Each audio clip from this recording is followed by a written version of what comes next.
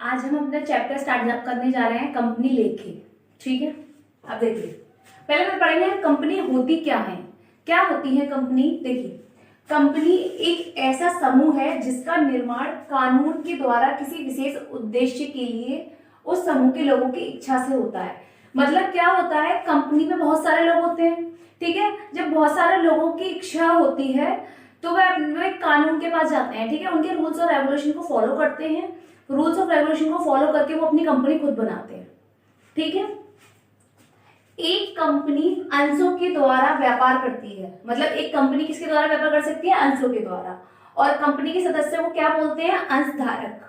जो कंपनी के सदस्य होते हैं उन्हें बोलते हैं अंशधारक, जिनका दायित्व सीमित होता है। मतलब उनकी लायबिलिटी ऑलरेडी फिक्स होती है, कितनी पे करनी होगी उन्हें सदस्यों की। ठीक है, तो एक कंपनी एग्जैक्टली होती क्या है?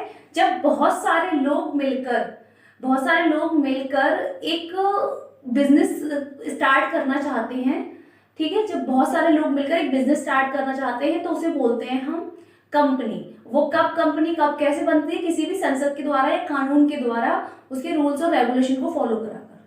ठीक है, अब देखिए कंपनी की विशेषताएं क्या होती हैं। देखिए पहली होती है विधान द्वारा निर्मित कृत्रिम व्यक्ति। मतलब विधान द्वारा आपको इसमें क्या दे रखा होता है? इसमें कानून के द्वारा एक कृत्रिम व्यक्ति दे रखा होता है। ठीक है, व्यक्ति दे रखा होता है मतलब। ठीक है, एक पृथक वैधानिक अस्तित्व। मतलब कंपनी का जो अस्तित्व होता है वो अलग होता है, सदस्यों से अलग होता है। जैसे मान के चलिए आपकी अगर आपकी कंपनी खत्म होती है तो सदस्यों को कुछ नहीं होगा। सदस्य चले जाते हैं कंपनी छोड़कर तो कंपनी को कुछ नहीं होगा। ठीक है, तो वो पृथक क्या होता है? पृथक अलग होता है दोनों का अस्तित्व। ठीक है, अब शाश्वत उत्तराधिकार। मतलब ये बोल रहे हैं कि उत्तराधिकार क्या होता है? कंपनी का अलग ही उत्तराधिकारी होता है। ठीक है, जैसे कंपनी के सदस्य हो गए, आपके सदस्य में मतलब किसी की मृत्यु हो गई या कोई दिवालिया हो गया। ठीक है, तो उस केस में हम उसे कंपनी से निकाल दिया जाता है तो कंपनी हमेशा हमारे पास रहेगी। ठीक है, अब बोल रहे हैं सीमित दायित्व। मतलब कंपनी का क्या होता है? कंपनी के जो भी सदस्य होते हैं उनका दायित्व कैसा होता है? उनका दायित्व हमेशा सीमित होता है। ठीक है, सदस्यों की संख्या। अब देखिए कंपनियां हमारी क्या होती है? मेन दो प्रकार की होती है कंपनियां। कैसे?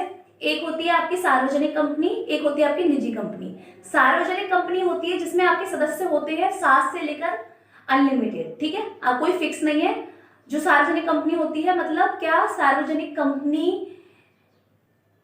मतलब सरकार के द्वारा बनाई गई कंपनी। ठीक है, सार्वजनिक मतलब पब्लिक कंपनी, मतलब लोगों के लिए बनाई गई कंपनी। ठीक है, और एक निजी कंपनी होती है जो जिसमें एक या दो लोग मिलकर उस कंपनी को स्टार्ट करते हैं। ठीक है, और सार्वजनिक में बहुत सारे लोग मिलकर स्टार्ट करते हैं। ठीक है, तो निजी कंपनी में कितने लोग होते हैं? 2 से लेकर 200 लोग तक, बस। उससे ज्यादा निजी कंपनी में लोग नहीं होते। ठीक है, और सार्वजनिक कंपनी में बहुत सारे लोग होते हैं। ठीक है, अब होती है आपकी सार्वभौम मुद्रा। कंपनी के लिए एक सील दिखाई जाती है। सील होती है कॉमन सील, जो कंपनी के पेपर होते हैं उन पर लगाई जाती है। ठीक है, कंपनी के नेम से ही बनी हुई होती है वो कॉमन सील। ठीक है, अब बोल रहे हैं प्रतिनिधि व्यवस्था। मतलब कंपनी क्या होती है? कंपनी में प्रतिनिधि व्यवस्था की जाती है। प्रतिनिधि के रूप में संचालन करने की व्यवस्था, मतलब उसे ऑपरेट करने की व्यवस्था। ठीक है, अंशों का हस्तांतरण। अब कंपनी क्या करती है? अंशों का हस्तांतरण मतलब ट्रांसफर करती है अंशों को। ठीक है, कार्य क्षेत्र की सीमाएं, उसकी सीमाएं अनेक होती हैं।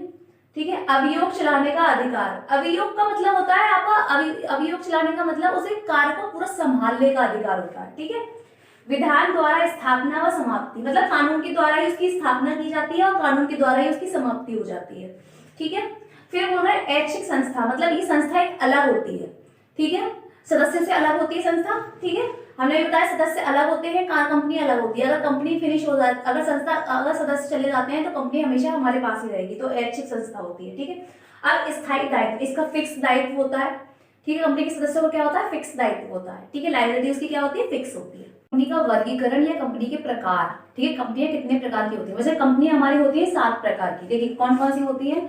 समामेलन के आधार पर, दायित्व के आधार पर, अंशों के हस्तांतरण के आधार पर, स्वामित्व के आधार पर, इकाई के नियंत्रण के आधार पर, राष्ट्रीयता के आधार पर और कुछ अन्य आधार पर। ठीक है, तो 7 होते हैं आपके प्रकार। अब इनके अंदर भी कंपनियां होती हैं। देखिए समामेलन के आधार पर कौन सी कंपनी होती है? राजाज्ञ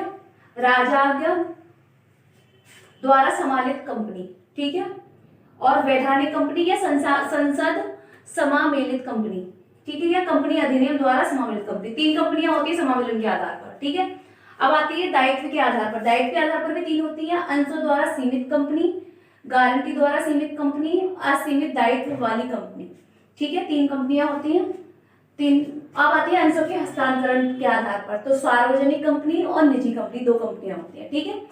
अब आती है स्वामित्व के आधार पर, सरकारी कंपनी, गैर सरकारी कंपनी, ठीक है।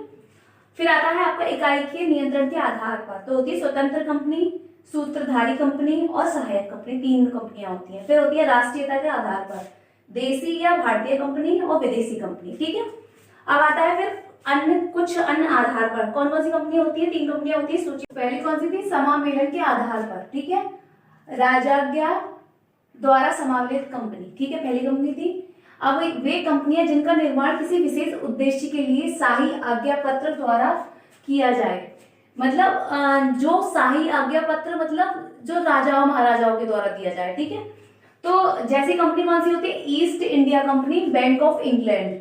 अब ये दोनों कंपनियां ऐसी हैं जो क्या है, आपकी राजाज्ञा द्वारा समावेलित कंपनियां हैं, ठीक है। लेकिन क्या है, इन कंपनियों का भारत में अब कोई महत्व नहीं है, ठीक है, ये भारत की कंपनियां नहीं है, भारत में इनका कोई महत्व नहीं है, भारत का कोई लेना देना नहीं है इनसे, ठीक है।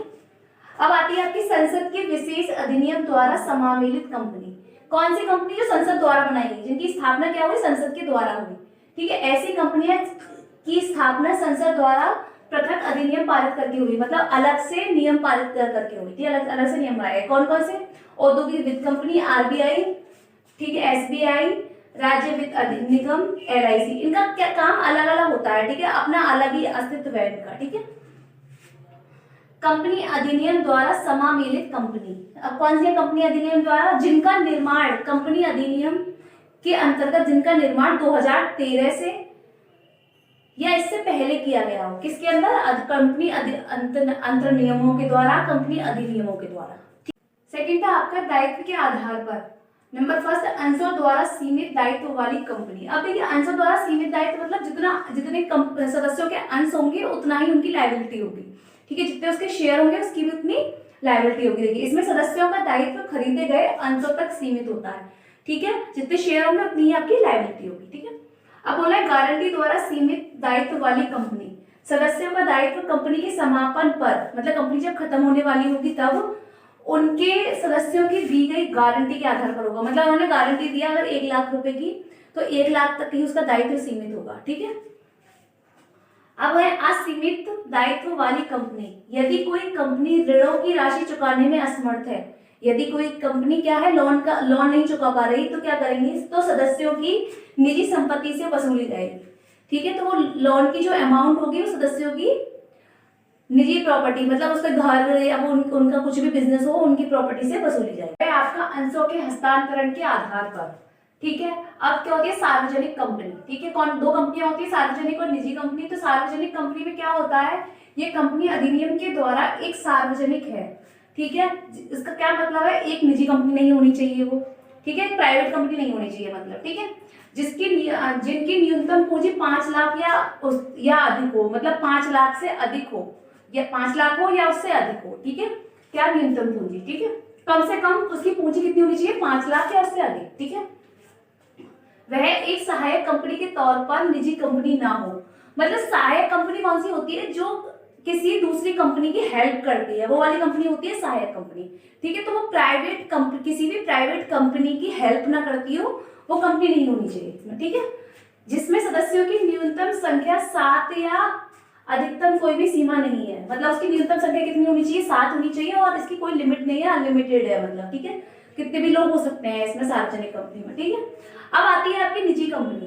कंपनी अधिनियम के अनुसार निजी कंपनी है जो क्या करती है, अपने अंशों के हस्तांतरण पर पूर्व प्रतिबंध है, मतलब इसमें क्या होता है, इसके जो अंश होते हैं और जिसके ऋण पत्र होते हैं उनको हस्तांतरण नहीं किया जाता, मतलब ट्रांसफर नहीं किया जा सकता, ठीक है, पब्लिक इशू नहीं किया जा सकता, लेकिन सार्वजनिक का किया जाता है, जनता के लिए इशू किए जाते हैं ये अंश और ऋण पत्र इसके, ठीक है।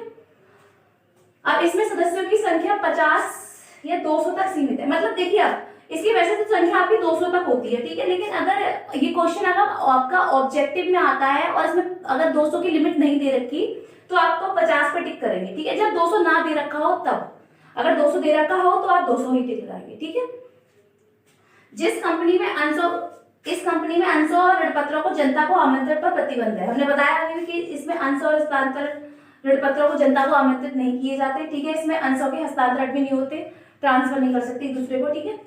ऐसी कंपनी जो अपने संचालकों और रिश्तेदारों या फिर सदस्यों के अलावा किसी से पैसा नहीं ले सकती। अगर पैसे की जरूरत पड़ती है कंपनी को, निजी कंपनी को, तो वो केवल 3 ही लोगों से पैसे ले सकती है, जो आपके संचालक मतलब उसके जो काम कर रहे हैं साथ में वो लोगों से, या फिर सदस्यों से, और उसकी कंपनी के सदस्यों से, या फिर रिश्तेदारों से। इन तीनों के अलावा वो किसी से भी पैसा नहीं ले सकती, ठीक है। देखिए अब आपकी फोर्थ है आपके स्वामित्व के आधार पर, ठीक है।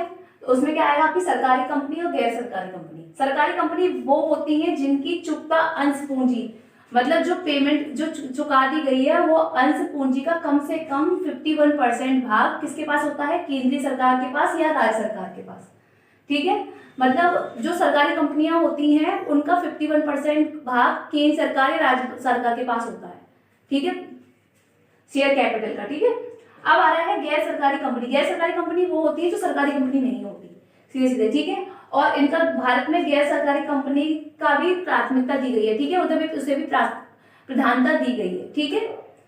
अब देखिए आज की क्लास हम यहीं पे खत्म करते हैं। कल इसके जो इसका पार्ट रह गया है कल हम उसे कंप्लीट करेंगे सेकेंड पार्ट में, ठीक है।